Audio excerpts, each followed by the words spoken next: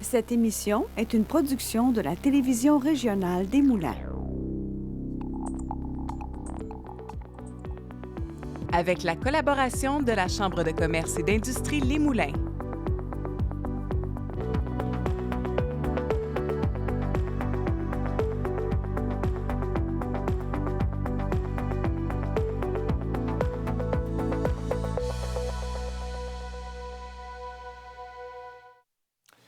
Bienvenue à Fibre Extra. L'intelligence artificielle transforme rapidement le monde des affaires, mais elle soulève aussi des enjeux majeurs, notamment en matière de confidentialité des données et de capacité opérationnelle globale.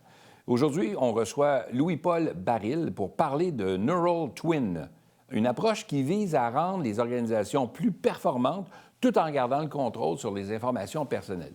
Louis-Paul, bienvenue à Fibre Extra. Merci. C'est un plaisir de te recevoir parce que, parlons-en, l'intelligence artificielle est un outil génial, pour ne pas le nommer le chat GPT que tout le monde utilise, puis il y en a d'autres maintenant. Puis là, on se rend compte qu'on lui pose une question, puis là, il nous sort des tableaux, puis on est tous fascinés. Mais c'est beaucoup plus vaste que ça, l'intelligence artificielle. Ça va beaucoup plus loin, même que par moments, ça fait peur un peu. Et plusieurs grandes entreprises, pour ne pas les nommer, ont eu des problèmes de confidentialité de données, ont perdu des données, il y a des choses qui se passent. On a des problèmes. Puis à un moment donné, quand ça s'emmagasine un peu partout, quand tu fais des recherches, puis tu mets peut-être un peu trop de détails dans ton descriptif, bien, l'intelligence artificielle emmagasine. En tout cas, on entend plein de rumeurs, plein de choses. Puis là, on se dit, bien, coudonc, tu sais, on s'en va où avec ça? Alors, premièrement, ça va bien? Oui, très bien, toi. Merci d'être là à Fibre Extra. Dis-moi, je l'ai prononcé, je crois, d'une façon un peu plus anglophone. Donc, Neural Twin. Que veut dire Neural Twin? Bien, Neural, du réseau neurotique. Oui. En fait, puis Twin, ça vient de l'ancienne entreprise ExoTwin, puis a été vendu, puis on a gardé Twin. Twin étant un jumeau identique. OK. Le réseau neural, jumeau. Et alors... Bon, on sent la combinaison qui match. Il y a un match, là, définitivement, là. Mais on a un terme anglophone parce que vous parcourez aussi à l'extérieur. Vous n'êtes pas seulement qu'au Québec, vous allez un peu partout plus large. Du moins, c'est votre idée de pouvoir exporter ce que vous faites, là, non? Oui, exactement. Alors, un neural network, comme on l'appelle, autant dans notre cerveau que comment l'intelligence artificielle se développe et communique. Okay. Et ça vient de là. Et on a créé le cerveau, en fait, le jumeau de votre entreprise, que nous, notre produit sur lequel on travaille s'appelle Business OS, un operating system d'entreprise, d'intelligence artificielle pour gérer les processus en entreprise. Et ça devient votre second cerveau. Alors, c'est pour ça, Neural Twin. Mais ça devient aussi inquiétant. Est-ce qu'on se doit de s'inquiéter de savoir qu'il y a un deuxième cerveau dans l'entreprise qui peut venir qu'à éventuellement puis avoir besoin de nous? Excellente question. J'extrapole un peu peut-être, là, mais... Oui, AGI, non. Ouais. En fait, je crois que la question, je dirais, ce n'est pas d'avoir un deuxième cerveau dans l'entreprise, c'est de ne pas en avoir un présentement, qui est un problème. Je donne un exemple. Okay. La plupart des entreprises avec qui j'ai travaillé dans les derniers 4 ans, où ce que je me spécialise en implantation de solutions d'automatisation de processus en entreprise avec l'intelligence artificielle, longue phrase, pour dire essentiellement, on automatise les choses. Et essentiellement, ce que je vois un employé clé de l'entreprise qui quitte, il s'en va avec 5 ans d'expertise de l'entreprise parce que son savoir est là, il n'a pas été digitalisé, il n'a pas été dans le cerveau de l'entreprise. Et c'est ça qu'on vient régler. Alors, je crois que la question aujourd'hui, c'est plus, est-ce que tu es mieux d'en avoir un ou pas, plutôt que est-ce que c'est dangereux d'en avoir un. Par contre, d'un autre point de vue, ChatGPT, ces choses-là, oui, ils s'entraînent sur vos données. C'est de même qu'ils deviennent plus intelligents. Ils s'entraînent sur tout ce que vous posez comme questions ou informations que vous fournissez. Et c'est peut-être là l'enjeu. Et c'est là qu'on devrait se poser des questions. Quel genre de documents je peux envoyer dans le cloud chez ChatGPT sur lequel il va s'entraîner et qui devienne une réponse accessible à tout le monde par la suite? C'est là que ça devient dangereux, là. Quand on parle de confidentialité de données, tu veux dire quoi, toi, de ton côté? Parce que c'est large, là. C'est extrêmement large. Est-ce que c'est juste de donner mon numéro de carte de crédit parce que j'ai fait une réservation dans un hôtel ou un endroit pour à mon agence de voyage ou c'est plus que ça? Ah bien ça, on ne fait pas ça. Ne fais pas ça. Mais comment on fait d'abord pour, quand on me dit, est-ce que je peux prendre mon numéro de carte de crédit, je vais garantir la chambre?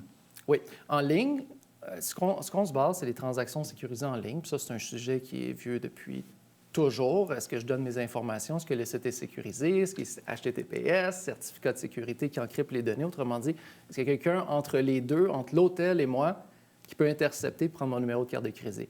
Aujourd'hui, il y a de l'encryption, il y a des sécurités. Est-ce que ça peut être hacké? Oui. Oui. Tu sais, on n'est pas à 100 en sécurité de tout. Mais au niveau de l'intelligence artificielle, quand vous prenez ça, vous donnez votre numéro de carte de crédit dans ChatGPT, vous ne devriez pas faire ça, comme partager des clés d'API ou des secrets ou des mots de passe, puisque lui, autant qu'il ne veut pas donner ça à qui de droit, bien, la compagnie s'entraîne sur du big data. Et du big data, il n'y a aucun humain qui peut transiger ça. C'est de l'intelligence artificielle. Et peut-être qu'un peu plus tard, quelqu'un peut demander à ChatGPT des informations très particulières sur Pierre Berthiaume et peut-être obtenir son numéro de carte de crédit. Peut-être. Autrement dit, on ne donne pas ces informations-là. Mais moi, ce que je disais tantôt, c'est pas à ChatGPT, mais plutôt à la dame qui me répond à la réception de l'hôtel puis qui me dit, bien, je vais confirmer votre réservation, juste me donner votre numéro de carte de crédit de façon à ce que je le mette au dossier puis qui garantit la chambre. On ne prendra pas de charge dessus, mais au moins, ça leur garantit que la chambre est réservée puis ils m'envoient un numéro de confirmation. J'ai parlé à un humain, là. Ça, c'est correct ou ça ne l'est pas? Bonne question. Ça dépend de ses intentions derrière Bien, c'est ça. Hein? On ne sait plus à qui faire confiance, là. On peut même aller à la caisse de ta banque, Oui. faire une transaction au guichet de ta banque, pas un guichet dans un dépanneur, de ta banque, mais quelqu'un est venu mettre quelque chose pour capter ta banque magnétique avant que tu le rentres dans la machine, puis boum, c'est fait. Fait que la question de sécurité, je ne veux pas faire peur à personne, on peut se le poser.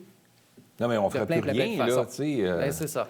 Alors, moi, je dis juste, il faut faire attention. Présentement, beaucoup d'entreprises qu'on a ouvert les yeux en les rencontrant, parce que je fais de la consultation d'entreprise, puis ils réalisent, bien, leurs employés utilisent ChatGPT pour accélérer leurs tâches au travail, ce qui est merveilleux. Ouais. Mais bien souvent, vont envoyer des documents, des PDF, des lettres légales, des lettres de finances, des chiffres, des états financiers, des documents qui appartiennent à des clients pour accélérer, ils vont envoyer dans le ChatGPT en pensant que c'est sécuritaire, en pensant que ça s'arrête à son ordinateur. Non, c'est envoyé dans le cloud et ça peut être entraîné et fourni à tout le monde à travers la planète. OK. Et c'est ce danger que j'essaie de soulever. Mais la question qui tue, là, les fameux ChatGPT de ce monde, là, il y a des versions gratuites là, qu'on peut utiliser pour... Puis on essaie d'être le plus évasif dans nos tu sais, on ne met pas de nom, on ne met pas rien, juste une mise en situation pour qu'il nous sorte quelque chose. Puis par la suite, on modèle un peu ce qui nous a sorti avec des faits ou du moins des informations plus véridiques, là, mais qu'on ne lui donne pas. Toutefois, il y a des gens qui disent « Ouais, mais tu n'as pas besoin de faire ça si tu as une licence. » Donc, si tu achètes une licence de ChatGPT, c'est une licence, tes informations demeurent dans ton compte, puis c'est pas partagé dans la grande sphère. Vrai? Faux? En théorie, vrai. Et beaucoup de ces entreprises-là, que ce soit OpenAI, ChatGPT, Anthropic, Claude, ces produits-là, par défaut, habituellement, c'est coché oui, vous partagez vos données, il faut aller le décocher. Il faut savoir où aller dans les paramètres pour désactiver l'entraînement de données sur vos données. Okay? Donc, à partir du moment où on a une licence privée, il y a quand même un travail à faire dans la configuration pour s'assurer que les données ne sortiront pas de notre cadre. Oui. Puis d'un fournisseur à l'autre, ça peut varier. Ah, puis il y oui? en a des tonnes de fournisseurs d'intelligence artificielle aujourd'hui. Fait qu'il faut vraiment faire attention. Puis c'est qui lit les fine print réellement? C'est ça le risque soulevé. Alors, vas-y avec ta question. Non, vas-y, j'ai pas de... Vas-y. Il y a une solution. La plupart des gens ne le savent pas, c'est pour ça qu'ils font affaire à nous. C'est que ça existe de l'intelligence artificielle locale. Alors, on déploie ça en entreprise. Autrement dit, au lieu que ça roule sur les serveurs d'OpenAI, ça peut rouler sur vos serveurs locaux, même si l'Internet est déconnecté. Aucun partage de données à l'externe. Alors, vous pouvez traiter... On peut avoir notre propre intelligence artificielle, c'est-à-dire le fameux deuxième cerveau que l'entreprise pourrait avoir. Puis ça, c'est avec Neural Twin qu'on peut faire ça. Avoir un jumeau, dans le fond, qui vient s'appuyer sur nous pour nous aider à être encore plus performants. Puis c'est ça? C'est un peu ça? Oui. Je vais aller plus loin sans nécessairement en parler, là, mais notre produit Business OS s'entraîne sur vos données d'entreprise uniquement. Il ne les partage pas à l'externe, c'est le niveau sécurité, mais aussi beaucoup plus intelligent à vous aider à automatiser les tâches dans votre entreprise, puisqu'il est en connaissance de pas tout ce qui a été entraîné à travers la planète, mais particulièrement votre entreprise.